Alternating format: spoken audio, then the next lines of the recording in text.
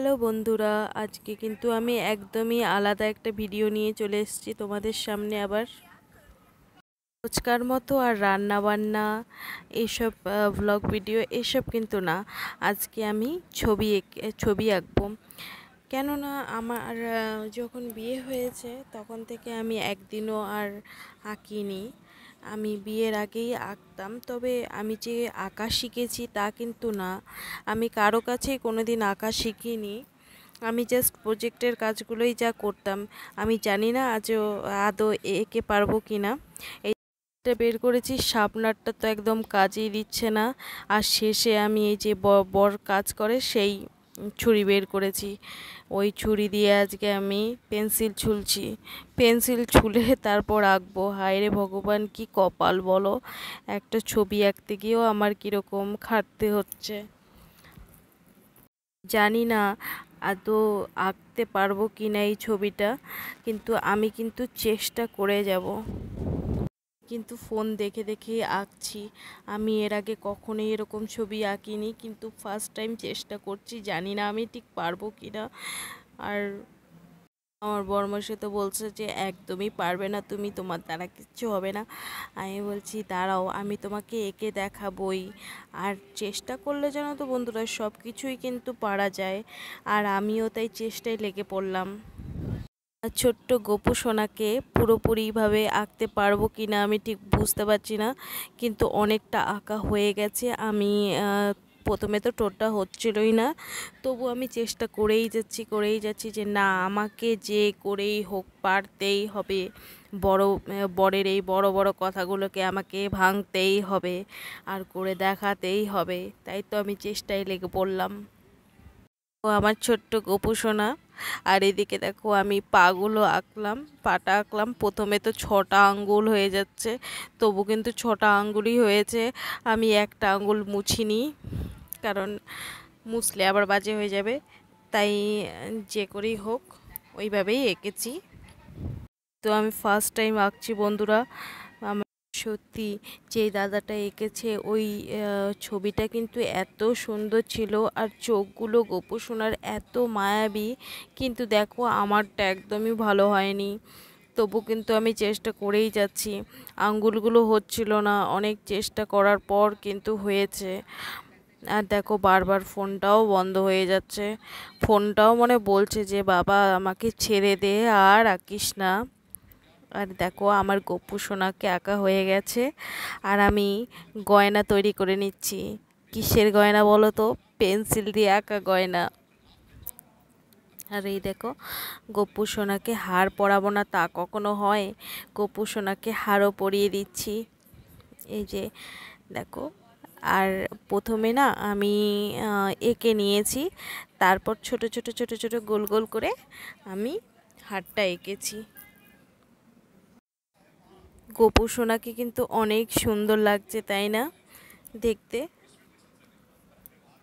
কিন্তু first time আঁকলেও অতটা কিন্তু খারাপ আঁকিনি।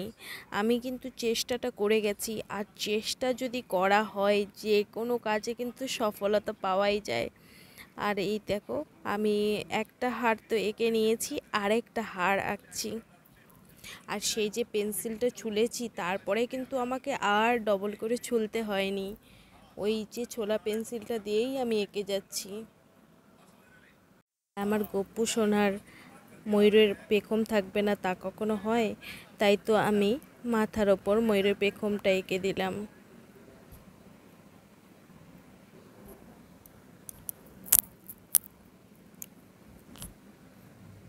আমি জানি না ঠিক কেমন হচ্ছে, কিন্তু আমি প্রাণপণে চেষ্টা করে যাচ্ছি। তারপর দেখো, এদিকে ছোট্ট বাছুরটির মুখটা একটু থুবড়ে গেছিলো, আঁকতে পারছিলাম না।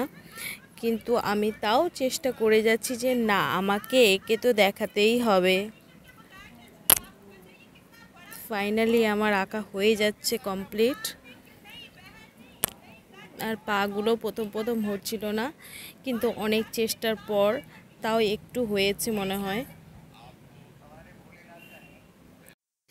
জানো তো বন্ধুরা, বাছুর কিন্তু খুবই ভালো লাগে আমার।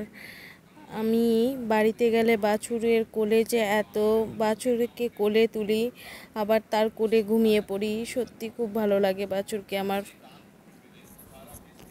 বাড়িতে যদি রাখার জায়গা থাকতো তাহলে তো মনে হয় আমি সবার আগে একটা বাছুর পুষতাম। সত্যি বাছুরকে আমার খুবই ভালো লাগে। ফাইনালি আমার আঁকা হয়ে গেছে কমপ্লিট। আমি কিন্তু এখনও গপ্পু সোনার মাথায় যে টিপটা আছে সেটা আমি দিইনি, তিলকটা দিইনি। তারপরে দেখো আমি পাটাকেও ভালো করে এঁকে নিচ্ছি, কালো করে নিলাম। তাহলে কি ওই যে পায়ের যে কালো একটা দাগ আছে সেটা এঁকে নিলাম। আর এদিকে একটু স্কেচ করে নিচ্ছি ভালো করে,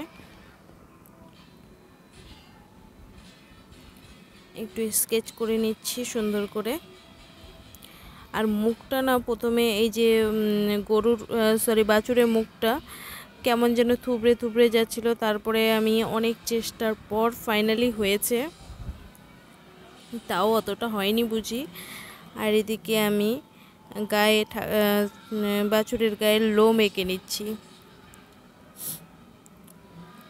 কারণ একটু লোম গায়ে যদি না থাকে তাহলে কি ভালো লাগে দেখতে? একদমই ভালো লাগে না। ফাইনালি আমার ছবি আঁকা কমপ্লিট হয়ে গেছে। আর বন্ধুরা, আমার ভিডিওটা যদি ভালো লেগে থাকে লাইক সাবস্ক্রাইব একটা কি দেবে তোমরা? আর যদি দাও সত্যি খুব উপকার হয়। আর দেখো আমি ফাইনালি আঁকতে পেরেছি কিনা আমি জানি না ঠিক, এটা আমার ফার্স্ট টাইম আঁকা।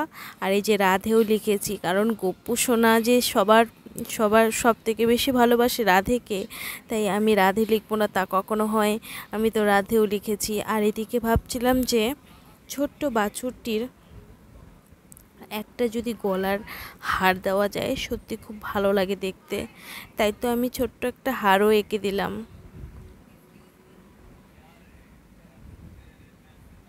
আর বাছুরটাকে দেখো, সত্যি আমার এই গপ্পু সোনাকে আর এই বাছুরটাকে কেমন লাগলো বন্ধুরা তোমাদের অবশ্যই কমেন্টে জানিও। আর আমি ছবিটা পুরোপুরি আঁকতে পারলাম কি না আমি জানি না ঠিক।